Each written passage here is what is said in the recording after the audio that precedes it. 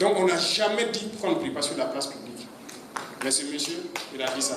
Bref, je ne vais pas commenter ce qu'il a dit. Mais comme il est fort, il se croyait fort. Puisqu'en 2019, il a même créé une police islamique, ou c'est quoi là. Et les politiciens ont eu peur, ils n'ont rien fait. D'accord. Je répète encore, il n'y a pas deux capitaines dans un bateau. Que ce soit clair. C'est lui qui cherche ses problèmes, il aura ses problèmes. Quand on l'a arrêté, qu'est-ce qui s'est passé? Les gens sont sortis aussi, ces soi-disant partisans, prendre les rues et les réseaux sociaux, en train de foutre la merde. Les forces de l'ordre sont sorties, ils ont mis l'ordre. Mais c'est pour dire quoi? C'est ce jour que je me suis rappelé de Daniel. Et j'ai dit, ce monsieur, il faut que je reparte et remémorer tout ce qu'on a discuté. Est-ce qu'on est vraiment maudit ou pas? À son temps, j'ai vu des gens qui ont fait des publications, qui ont parlé. La religion au-dessus du pays, quoi. Tu quittes le pays, tu pars là où tu penses qu'on va te recevoir parce que tu es musulman. Mais c'est quelle bêtise. Partout où vous partez dans ce monde, on demande d'abord ton passeport et de quelle nationalité. C'est ça qui te permet d'entrer quelque part. Si quelqu'un pense que la religion peut lui permettre d'arriver quelque part, il n'a qu'à partir. Non, là. Et il faut que nous, les musulmans, on fasse attention. Il faut être modéré. Et ça, je salue parce que c'est uniquement une minorité, en fait, extrémiste qui est dans ce contexte. La majorité, là. D'ailleurs, même les bons imams, quand on entend prêcher le truc là, nous-mêmes, on va maintenant les encourager. C'est eux qui vont former les gens à l'islam. Mais les radicaux, là, on ne va pas s'entendre. Si tu es radicaliste et tu penses que ton pays, là, est en deçà de toi, de ta religion, tu sors, tu pars où tu veux. Est-ce qu'on est maudit ou pas? C'est la question que je veux qu'on se pose aujourd'hui. On n'est pas maudit. Il y a beaucoup de choses. Beaucoup de gens venaient nous voir. On souhaitait que le Burkina soit un État islamique. Le terrorisme finirait, c'est sûr. On aurait la paix, mais on serait une base arrière, un cancer au milieu de l'Afrique de l'Ouest pour déstabiliser les autres. Moi, je ne fonctionne pas comme ça. On ne peut pas me manipuler comme ça. Et lorsque vous montrez que vous n'êtes pas manipulable, vous devenez un ennemi. Il y a des choses que je vais garder encore par devers moi. Mais s'il faut le sortir un jour, je vais le sortir. Mais je le dis pour que ceux-là qui manipulent des individus qui ne réfléchissent pas trop ici, fassent attention. Sinon, on peut aller au fond et traiter la question. Notre pays, c'est notre pays, et nous sommes là à nous battre pour notre pays. Personne n'aime notre pays plus que nous-mêmes. Il y a beaucoup d'événements. Je parlais de la production et tout ça tout de suite. Il y a des gens qui ont tendance à tenir des propos pour fragiliser la cohésion sociale et tout. Et comme je l'ai dit, quand on a adopté cette loi, c'est nous les musulmans qui avons été les premiers à se plaindre. Pourquoi les autres ne se plaignent pas? Pourquoi? Mais est-ce qu'on s'est assis une fois se poser la question? Pourquoi? Je pense que pour que quelqu'un, si tu veux attirer quelqu'un dans ta religion, c'est ton comportement d'abord qui peut faire que la personne va. Mais ce n'est pas autre chose. Et on ne peut pas forcer quelqu'un. Tout le monde est créature de Dieu. Et si toi tu penses que tu es un vrai religieux, tu dois aimer les autres créatures de Dieu. Parce que toi tu n'as pas donné la vie à quelqu'un. Tu ne peux pas créer un homme.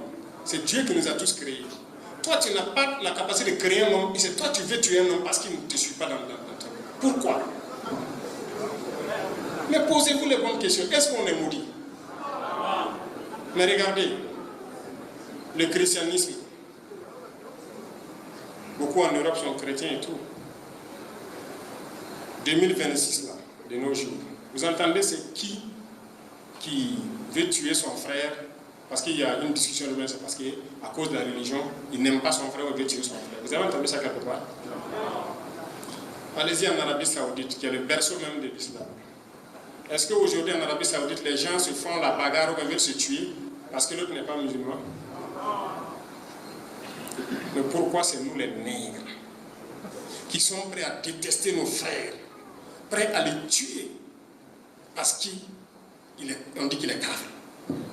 Pourquoi? Tu es prêt à les tuer et tu n'es pas capable de donner vie. Et tu sais bien que Dieu t'interdit de tuer. Les vrais musulmans, quand un moustique le pique, il n'a même pas le droit de le tuer. Il doit l'attraper et lui couper une aile. C'est ce qui est dit. Donc arrêtez ça.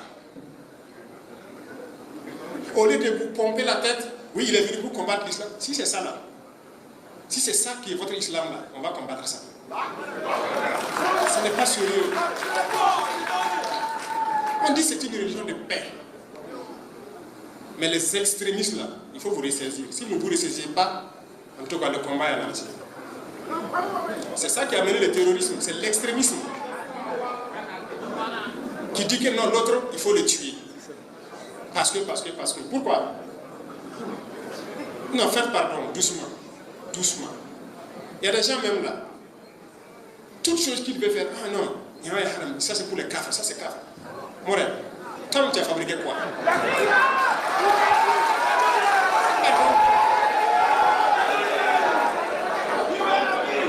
Non, je l'ai dit parce que c'est vrai. On a fait suspendre certains de quoi? De prêches, non? Et ça va continuer. Si les gens continuent, ça va continuer. On va les suspendre de prêche si quelqu'un sort au hasard. Et c'est là encore, je félicite tous ces imams valeureux, dignes et patriotes qui continuent de prêcher la bonne parole et éveiller les consciences. On en voit beaucoup et on les félicite, on les encourage. Mais les extrémistes, on va les combattre. Si tu penses que tu peux vivre au 7e siècle, tu pars, tu trouves une brousse, tu t'assois là-bas et tu vis. Puisque normalement tout est haram. Hein. L'eau de l'Oléana, les tuyaux et quoi là, c'est un café qui a fabriqué. Les pompes là, c'est un café qui a fabriqué. La lumière là, c'est un café qui a fabriqué. Les micros même dans lesquels tu parles, c'est un café qui a fabriqué. Tu ne peux pas avoir l'intelligence de comprendre ça. Et il sort, il a un gros véhicule, il roule, c'est un café qui a fabriqué. L'avion que tu montes pour aller là-bas, c'est un café qui a fabriqué. Bon, bref, je ne vais pas aller sur le sujet, c'est pour que vous compreniez que c'est le filon par lequel l'impérialisme veut passer pour nous détruire. Et ce n'est que le début. J'insiste là-dessus parce que ce n'est que le début. Ce qui vient est plus grave. Oui, tenez-vous bien. On a tout de suite parlé des bourses des élèves, étudiants et tout. Le ministre de l'enseignement supérieur a très bien fait d'expliquer clairement. Les gens n'ont pas pu manipuler. Mais je vais vous dire quelque chose. À l'instant où je parle là, on a plus d'1 millier de jeunes burkinabés. On est en train de recenser dans certains pays arabes. En train d'apprendre quelque chose. On a recensé les dernières statistiques, j'étais 800 et quelques. J'ai regardé la fiche. Personne n'est au courant de leur sortie. Personne n'est au courant de ce qu'ils font. Les ambassades qui sont là-bas ne sont pas au courant d'eux. Et vous savez ce qu'ils apprennent? La charia, les lois islamiques et la jurisprudence islamique. Personne de ces 800 et quelques qu'on m'a montré la liste la dernière fois n'apprend un seul métier. Personne. C'est pour venir appliquer la charia ici. Vous voyez pourquoi c'est bien de contrôler ceux qui sortent. C'est pourquoi je dis la phase importante est devant nous. Ces gens-là, je vais les faire revenir. Celui qui ne va pas revenir, c'est qu'il n'est plus burkinabé. Mais il faut qu'on change. Si nous, c'est-à-dire vous-même les imams ici, vous ne pouvez pas former nos jeunes à l'islam, il faut laisser. Ce n'est pas sérieux. Et je pense que vous pouvez. Et nous-mêmes, nous allons prendre en compte ces financements-là. Que ce soit les jeunes catholiques, les jeunes protestants, les jeunes quoi, nous-mêmes, on va trouver la formule. les traditionalistes, on va financer nous-mêmes tout ce qui est religion. Il faut noter ça, on va trouver un peu dire comme ça. Parce que beaucoup de gens sont attirés vers ça à cause de l'argent, rien que l'argent. Ils reçoivent les financements, ils font ce qu'ils ont à faire, on fait sortir les enfants, ils partent apprendre la charia, ils viennent appliquer la charia. Ils passent 5 ans, 7 ans d'endoctrinement. Et c'est comme ça, il vient, il est comme ça, il dit que l'autre a couru halal. C'est comme ça. Et, résultat de course, on sera là entre nous, à nous entretuer. Et eux, ils vont continuer à piller ce qu'ils doivent piller. Jamais. Moi, je ne peux pas permettre ça. Non. Donc, ceux-là qui étaient là, j'ai entendu des gens dire que non, ah non, et ils me soutenaient, c'est quoi. Si tu me soutenais à cause de ça, il ne faut même plus me soutenir. C'est vrai. Qu'on soit clair. Mais nous, on a un objectif, on va arriver à l'objectif. Tous les humains que Dieu a créés, on a le devoir de les aimer. Voilà pourquoi quand moi je dors, je pense à l'enfant inconnu. L'enfant que je ne connais pas, qui est au fin fond du Burkina, est-ce que tous les enfants du Burkina dorment? S'ils ne dorment pas, moi je ne peux pas avoir de sommeil. Est-ce que tous les enfants du Burkina ont au moins un repas à manger? S'ils n'ont pas à manger, moi je ne peux pas avoir de repos. Et je me sacrifie pour ça. Donc je ne vais pas laisser quelqu'un venir donc nous dévier de notre trajectoire. Ça jamais. Et il faut que nous prenions conscience. Je parle de l'Africain en général, du noir, de notre histoire, de notre situation actuelle. Parce que l'esclavage n'est pas fini. Hein. Les gens continuent l'esclavage. Hein. Vous savez pas ça? On continue d'attraper les noirs, aller les vendre. Hein. Au jour d'aujourd'hui, 2026 là. Donc, on ne vous considère pas comme des humains. On vous voit comme des animaux ou des trucs. Mais pourquoi nous, on doit se comporter comme des animaux à leur égard? te lii mooy contradiction yu metti yi nga xam ne kimit yi dañ ciy tabbi miskin mi nga xam ne moo feeñ fan yii di wax ju ñaaw ji ba tax xutba yi di ñëw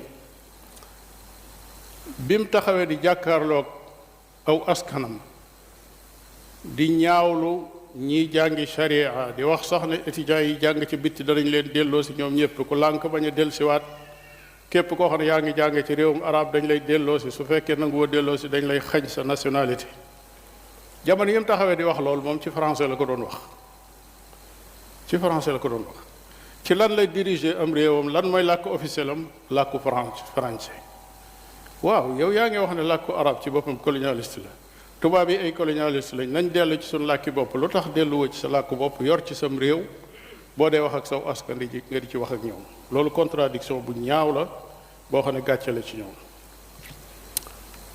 bi nga xamee ne échec nañ nag ci lépp loo xam ne dafa jëm ci xam-xam ak développement ci am réew lañ mujj wax mooy ñi nga xam ne ñëpp dañoo demoon jàngi sharia ñooñu dañoo tardé ab yan bu diis lañ bu tegee ci kaw société bi boo xam ne amuñu métier noonu la ko waxee amuñu menn métier kon nañ jàngi leneen loo xam ne formation buy indil nit ki métier la waaw moom lan la indilal aw askanam ba mu toogee ci àtte bi ak léegi bi mu nekkee njiitul réew ak léegi moom mi am métier lan la jotagoon a def ñaata hôpital la tabaxagoon ñaata université la taxawal ñaata pont la yëkkati ñaata tunnel la gas ñaata ci ay projet yu développement yu dëgër la inauguré gun ba mu toogee ak léegi dara population boo xam ne ñàkk gaa ngi ko peeg fenn fu nekk yoon yoo xam ne jéggi na dayo infrastructure yoo xam ne rus nañ doomu aadama di wax ne loolu lay dund ci jamono jii nu nekk ay ndaw ñoo xam ne amuñu lu ñu liggéeyee ndaw ñoo xam ne kenn formé wu leen kenn joxul ñu leen ay fonction itam lan mooy métier moom mbokki jullit yi lu mel noonu dañ koy faral di dégg lool kuy wax ni ñiy jàng alxuraan ak ñiy jàng diine dañoo war a jàng ba noppi ñu defal leen formation pour ñu am métier ki lay wax loolu moom jàpp na ne bu fekkee daa jàng français jàng leetar ba bu taxawee di làkk benn faute du ca am kooku moom am na métier mooy lan mooy làkk français. waaw làkk tubaab mooy jëmale am réew kanam déedéet. jëmale am réew kanam ab xam-xam la ak njub. dama yaakaar ne kuy wax ju mel noonu mooy koo xam ne dafa jékki-jékki rek ne lay ne cëpp ci kaw am réew te fekk dundoo ci biir askan wi ba xam la fa xew dëgg-dëgg. ma ne ku mel ne waajoo ji di wax te mooy ki jiite Burkina Faso tey dafa war a laaj aw askanam ne leen waaw ñii nga xam ne dañoo jàngi woon sharia lan mooy seen njariñ. su boobaa askan wi ci boppam danañ leen mën a tontu suñ ko tontoo dana xam ñaata nit ñoo réeroon ñu jubbanti leen ba tegaat leen ci siraatul mustaqim kon danañ ko wax loolu ñaata la. daañu ko wax ñooñi ñaata teen lañ gas ci biir réew mi. mbokki jullit yi jël am réew échec warta tax mukk ngay créer ay noon yoo xam ne yu amut la bëgg a jàpp ne diine mooy sa gàllankoor déedéet. ku échec bu mel nii dal demal seeti leneen loo xam ne moo la ko indil lu bokkut ak lislaam ak shariatul islaam. kon ñu xam ne jaadu na ci nun en tant que jullit, nun en tant que ay africain, nun en tant que ay sénégalais ci suñ réew mii xalaat bii nga xam ne mooy ñëw di jéem a tasaaroo ci suñ biir te li ci gën a metti mooy ñi ngi làqoo ay tariixa ci réew mi di wax ne man ci tariixa diw sàngam ci laa nekk ba noppi doon lañ doon tudde seen bopp ay tur yoo xam ne sax boo ko dégloo xam ne ñii ñu gëmul yàlla lañ ba noppi di làqoo ab tariixa yooyu su fekkee am nañ ay kaaraange yoo xam ne dañuy aar lislaam ñooñu sooy ba ñu seppi leen sànni leen ci àll ba ndax màbb diine moo leen tax a jóg. asalaamaaleykum wa rahmatullahi wa barakaatu. waa Leeral pas-pas wahabist yi ñoo ngi leen nuyu di leen siyaare di leen ñaanal jàmm ak salaam. xam naa vidéo bii nga xamante ni moom moo nekk ci groupe bi te docteur Ahmad Lo di ci wax xam naa di dal nag président Burkina Faso ba ragal naa ne wax ji mu wax am na ay manipulation. man nag toujours damay bëgg dem ci source yi. président Ibrahima Boubacar Ibrahima Traoré déglu leen discours am bii mën ngeen tàmbali nag ci minute 35 minutes bi continuer ngeen xool li muy wax lan la ndax moom dafa contre l'islam wala dafa contre intégriste yi mooy wahabiste yi ndax wahabiste la contre wala l'islam la contre ndax arab yi lay xeex wala moom daa bëgg aw askanam am fulla comme ni ko ñëpp amee fulla ak fayda maanaam moom li muy xeex mooy aw nit ñoo xamante ne leen a créé ci bitim réew di leen financé pour ñu yàq Burkina Faso ànd ak tubaab yi te mooy wahabis yi nekk Burkina Faso noonu itam la am wahabi nekk ci réew mii seen liggéey yëpp benn la rek mooy tas adduna bi réew julli yëpp yàq ko kanaa ne yéen ñëpp yëg ngeen lii xew ci Mali ñu ki def daanaka ñu ci bëri bitim réew leen di financement jàngal leen former leen jox leen xaalis ànd ak tubaab yi nag bu kenn foog ne pays naar yi kese ñoom ñooy financé terroriste ak wahabiste yi déedéet tubaab yi dañuy financé terroriste yi ñoo tubaab yi réerewuñ ci dara surtout américains yi su ma waxee américain rek mooy juif yi ba tey israéliens yi yaakaar naa groupe bi moom leeral lañ ba tey pas-pas wahabiste seen diggante américains yi defe naa dugg lañ fi premier ministre wala ministre des affaires étrangères bu Amérique mu taxaw ci Sénat ba di wax ay programme bu ñu am ñoo ko Arabie Saoudi pour créer ay imam yu bees ak ay bindatéere yu bees saare ko ci jàkk yi jullit ci àdduna bi wahabis nag saa soo déggee ñu yuuxu rek xamal ne tiit nañ seen bopp parce que Ibrahima Traoré wax jëm wax dafa leer parce que dafa am imam bu fa nekk imam dikko dafa génn daal def benn xutba dal ko ci tudd ko Abu Jahlin ba pare ne dañuy tere ñu julli ci lieu public yi Ibrahima Traoré ne li mu wax lépp dara du ci dëgg kenn terewut ñu julli ci lieu public yi mais mbedd yi ñuy fermé lañ tere te tax ñu tere mbedd yi nee na sapeur pompier bu bëggee dem te xamul ne mbedd mi fermé nañ ko xam jëm mën naa yeex moo tax ma ne loolu lañu tere mais kenn terewul leneen xam naa ku déglu vidéo ba mu pare di nga xam ne manipulation bu mag même réew naar yi sax ñu ngi ci manipuler Burkina Faso ndax dégg naa réew naar yu bëri seen xibaar yi surtout Arab Saoudi Al Arabiya Jazira seen yu bëri seen naar yi maa ngi dégg ñuy wax Burkina Faso nii Burkina Faso ne te dara lu ci dëgg waaw maa ngi leen siyaar bu baax leen nii. waaw si Aboubacar mi lay siyaar bu baax waaw loolu moo leen animé ba tax ñu génn di wax ñàkk may gi mu leen ñàkk may dara di leen combattre te fësal ko ba pare fësal ko teg ci maanaam moo tax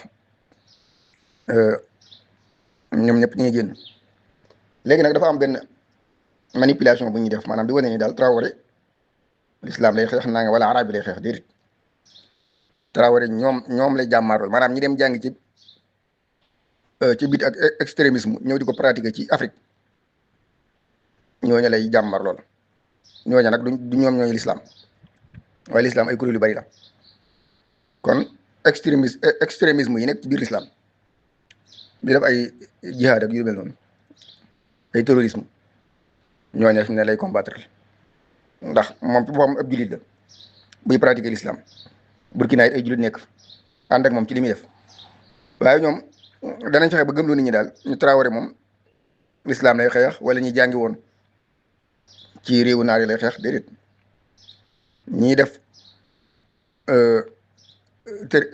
terrorisme ba dugal Burkina ci jiyee ji mu nekk te mu dem ba am ay preuve leer naa ñu de wane ni maanaam ren bi dëgg mooy terrorisme yi ko jàng ca réew naar yi ñëw léegi nag il faut que nag mu jàmmaaroo ñooñu rek ndax moom xam na ne fitna ji dëkkam nekk lii mooy problème bi moo tax nag mu ni ña doon jànge ci biti nga xam ne ñoom day mel ni ñoom lii ñu nekk nii foofu lañ ko gëmee waaw nañ leen delloosi te loolu lu jaadu la moo tax boo gisee ñoom ñii tontu seen biir ñoom rek la mooy ñi nga xam ne maanaam ci ñooñu lañ bokk. asalaamaaleykum wa rahmatullah mbokki leeral pas-pasu adiya salafiya ñu ngi leen di nuyu di leen ziyaara bu baax di fas yéene dellu si ci ñaareelu étape bi nga xam ni ñu ngi ko jagleel vidéo bi nga xam ni docteur Lo moo ciy tuumal président de la transition bu réewum Burkina Faso ñu naan ko Ibrahima Traoré gannaaw bu mu jëlee ay mesures yu sévère ñeel seen fikra bi nga xam ni gis nañ ni lu baree bari ci àddina moo ko yàq rawatina fii ñu nekk sunu tund wi di Afrique de l'Ouest boo demee Burkina Faso ñoo fa fees dal ñoo ngi leen di bundu xatal guddi ak bëccëg di dal ci seeni kaw di wut ay ngànnaay di rey di def la gën a ñaaw boo demee ci Mali gii bañ leen ko ba dañoo gaw fële nga xam ne moom moo di Bamako di capitale ba boo demee Niger noonu lañ fa bare ak feneen ba tax mesures yu am solo yooyu Ibrahima Traoré jël ko léegi nag moom mu jël ay accusation yu diis teg ko ci kawam nee na liggéeyul ci Burkina Faso dara faste wu fa xànc ak morom ja indi nañ ci nag ay leeral li ko dalee 2022 bi nga xam ne 30 septembre def na coup d'état boobu nangu nguur gi ci polaar yi ba 2024 bi lim fa def ci ay liggéey ay réalisation majeure yoo xam ni doomi Burkina Faso gis nañ ci seen bopp ba tax ñu di ko sant protéger ko docteur Lo nag ñëw na nee na président bi amalu njariñ Burkina Faso maanaam faste wu fa xànc ak morom ja ci gàttal amalu leen njariñ indi nañ ci lu baree bari ci ay leeral li ko dalee 2022 ba 2024 tey nag dañuy bëgg a ñëw ci dernière étape bi leeral jéego yoo xam ni def na ko li ko dalee 2024 2025 2026 bi nga xam ne ci la ñu nekk ci ay résultats yoo xam ni njàmbaarteem ak fullaam ak am patriotisme jural na ko foofii ci Burkina Faso. bu ko defee li ñuy njëkkee mooy def benn comparaison boo xam ni dañ koy def ci diggante Sénégal gi nga xam ne fi la docteur Lo fekk baax li mu dugal ci wàllu mbay ñu comparé ko ak président ba muy xas ñaata la dugal ci wàllu mbay ci 2026 bi ñu nekk bu ñu xoolee Sénégal dafa mobiliser une enveloppe budgétaire de 130 milliards francs CFA pour soutenir la production nationale et viser la souveraineté alimentaire maanaam Sénégal ci 2026 bi campagne bi dañu yëkkati lu toll ci téeméer ak fanweeri milliards def ko ci mbay mi ngir lan maanaam lan mooy jubluwaay bi mooy ñu am li nga xam moom mooy souveraineté alimentaire maanaam mën a am lu ñu dundee fekk na ñun ñoo koy bayal suñu bopp dégg nga de 130 milliards laa wax de téeméer ak fanweeri milliards bu ñu xoolee la répartition du budget de la campagne 2026 naka la demee mooy dañoo jël 69 milliards de francs CFA jëmee ko ci achat et subvention des engrais maanaam juróom-benn fukk ak juróom-ñeenti milliards yi ci téeméer ak fanweeri milliards yi maanaam juróom-benn fukk yi ak juróom-ñeenti milliards yi dañ ko jëmee ci wàllu njënd ak subventionné li nga xam moom mooy engrais bi nga xam ne moom la baykat yi di soxla 39 milliards de francs CFA acquisition des semences ci la jëm 10 milliards francs CFA jëm ci mécanisation et modernisation des équipements 90 milliards yi mu jëm ci maanaam fay ancien facture yi nga xamante ne ameloon nañ ko ñi nga xam mooy fournisseurs yi ak opérateurs yi 130 milliards laa wax de moom la def moom Sénégal ci 2026 bi buñ ko comparé ak réew mi nga xam ne moom moo di réewum Burkina Faso da ngay xam ni sore gi jéggi na dayoo sore gi nu sore ci wàllu investissement ci wàllu agricole da ngay xam ni jéggi na dayoo maanaam li nu Burkina rawee ci fànn googu sax dafa sore bu ko defee bu ñu xoolee Burkina Faso seen première phase maanaam 2023 à 2025 mobilisation de 273,99 milliards de francs CFA pour stimuler les filières végétales, animales et halieutiques. Production atteinte mu juróol leen plus de 7 millions de tonnes de céréales récoltées, assurant un taux de couverture des besoins de 124%.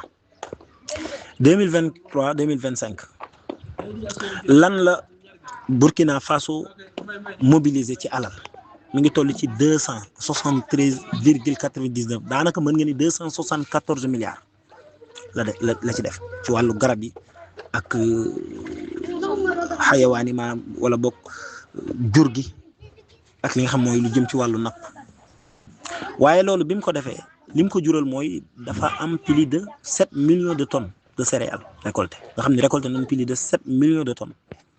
loolu muy assurer un taux de couverture des besoins de 124% ci gàttal bu ñu soxla woon téeméer am nañ téeméer ak ñaar fukk ak ñeent ëpp na kon seeni soxla ci gàttal te loolu mooy période 2023 ba 2025 ci wàllu li mu mobiliser ci ay milliards te pourtant 2026 bii ñu nekk ñun Sénégal 130 milliards la def ci wàllu mbay mi te pourtant kenn ci doomi réew mi ngi taxaw di xas ñële nga xam ni ca 2023 2025 rek dajale nañ lu toll ci 273,99 milliards francs CFA pour def ko ci li nga xam ne moom moo di wàllu woowu bu ko defee ñu ñëw li nga xam moom mooy seconde phase bi 2026 à 2028 un investissement prévu de 839,99 milliards de francs CFA financé principalement sur ressources propres pour accélérer la souveraineté alimentaire li ko dalee 2026 bii ñu nekk jàpp 2028 ñaari at ci kanam incha allah li nu investir mooy plus de 840 milliards daanaka 840 milliards yoo xam ni financé nañ ko ngir lan mën a accélérer li nga xam moom mooy la souveraineté alimentaire ñoom Burkina Faso léegi boo defee comparaison boobu réew mi Ahmed Lo nekk di xas réew ma le ñee lan nu rawee ci wàllu wii rek mënee su koo daw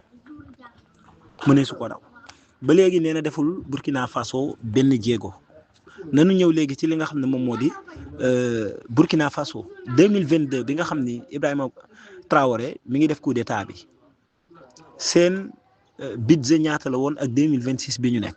bu ko defee ñu ñëw ci le budget de l'État du Burkina Faso pour l'exercice 2022 nga xam ni mi ngi tolloon ci 2919,1 milliards de francs CFA de dépenses totales 2919,1 milliards de francs CFA mu nekkoon seen budget ci 2022 bi mais 2026 bii ñu nekk ñi ngi maanaam seen budget mi ngi toll ci 4215,3 milliards de francs CFA, environ 7,32 milliards de dollars.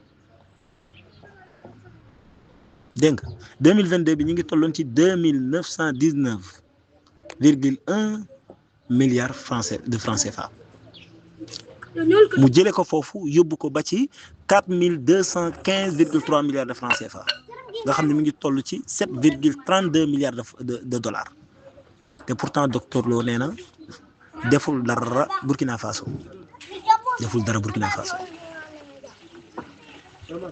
léegi loolu liñ ci jàngate mooy Burkina Faso jéego yi mu soqi jëme ci wàllu mbay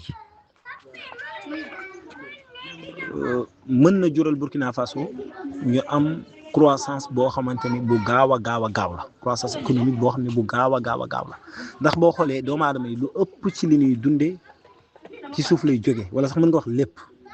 léegi nag moo tax réew mu la gën a fonk mbay moo la gën a avancé réew mu la dàq investir ci mbay moo la gën a avancé la preuve bu ñu xoolee réew mu mel ni Brésil nga xam ni bokk na parmi les pays yi nga xam ni ñoo gën a fonk li nga xam ne moo di mbay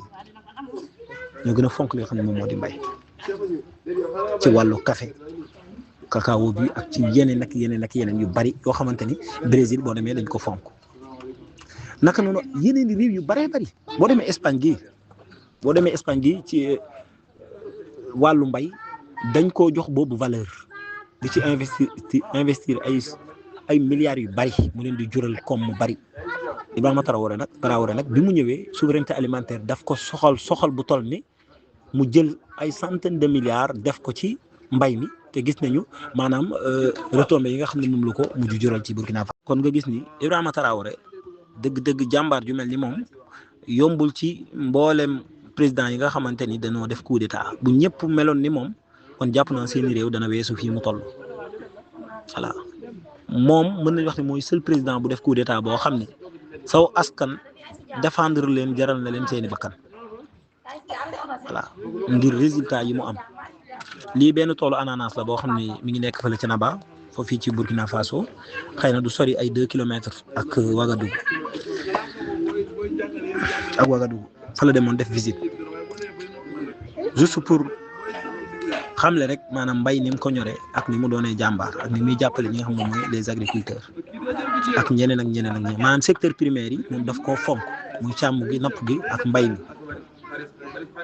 daf koo ñor daf koo intéressé ndax xam na ni réew mënta am mukk souveraineté alimentaire lu dul ni dafa jàppale nga xam moom mooy secteur primaire boobu les secteurs primaires muy càmm gi muy mbay mi muy napp gi voilà kon dëgg li docteur Lo wax ci moom mi